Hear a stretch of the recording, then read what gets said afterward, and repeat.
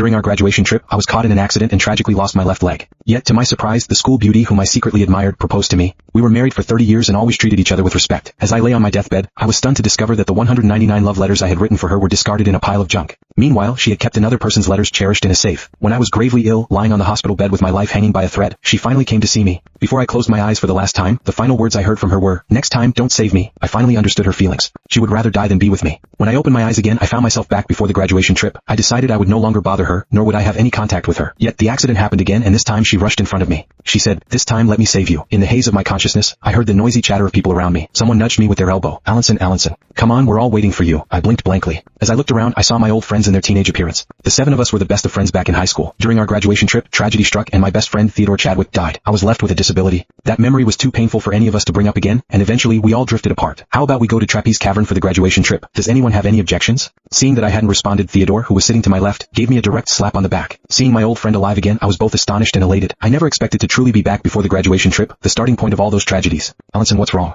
Are you so over the moon because you heard that the school beauty, Evelina, is coming with us? You've got no chill, man." Hearing the name Evelina again, I was stunned. In my previous life, Evelina Salazar suddenly said she wanted to join us with a few friends, but in the end, her friends had other plans and she came alone. On the first night, the hotel rooms we booked were taken over by a tour group. We guys wanted to spend the night at an internet cafe. But considering our team had a girl, we decided to find a motel instead. Unexpectedly, an earthquake struck that night and the old motel collapsed. I saw Evelina nearly hit by a rock and pushed her away, but I was hit by a lamp rack. By the time I was rescued, my left leg was beyond saving and had to be amputated. During that earthquake, Theodore lost his life while trying to save others. Evelina and I ended up attending the same university. During our time there, she always took good care of me. At the graduation ceremony, she suddenly proposed to me. I said yes. After we got married, we didn't have the passion and sweetness typical of young couples, but we supported each other, living a life that was plain but stable. I tried to add some romance to our lives by writing letter after letter to Evelina. Before I passed away, I found out that all 199 of my love letters had been thrown away. And yet, she kept another person's love letters in a safe. As I lay dying in my hospital bed, I heard her last words to me, "Next time, don't save me." I thought we ended up together because of the years we spent side by side. But it wasn't until the last moment of my life that I realized how wrong I'd been. She had only married me to repay the debt of saving her life.